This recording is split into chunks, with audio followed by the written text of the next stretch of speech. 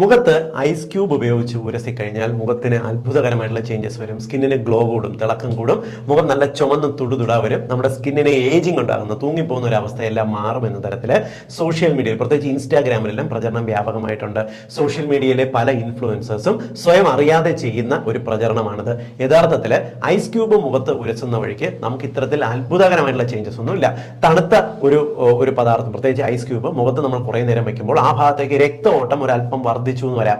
അങ്ങനെ വർദ്ധിക്കുന്നതിന്റെ ഭാഗമായിട്ട് നിങ്ങൾക്ക് മുഖത്ത് ഒരു തുടുപ്പ് ഒരു 10-15 മിനിറ്റ് തോന്നും.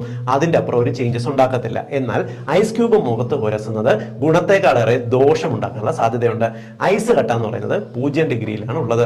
ഇത് നമ്മുടെ മുഖത്ത് വെക്കുന്ന സമയത്ത് അവിടെ ഉള്ള രക്തധമനികൾക്ക്, മൈക്രോ കാപ്പിലറീസിന് ചെറിയ ഒരു ഷോക്ക് ഉണ്ടാകുകയും ആ ഭാഗത്ത് സഡൻ ആയിട്ട് ഒരുപക്ഷെ ഈ ബ്ലഡ് വെസൽ ഡാമേജ് ഉണ്ടാകുന്നതിന് കാരണമാകുകയും ചെയ്യും. ഇത് നിങ്ങൾക്ക് വിട്ടുമാറാതെ മുഖക്കുരുവോ ഇറിറ്റേഷനോ സ്കിൻ കംപ്ലൈന്റ്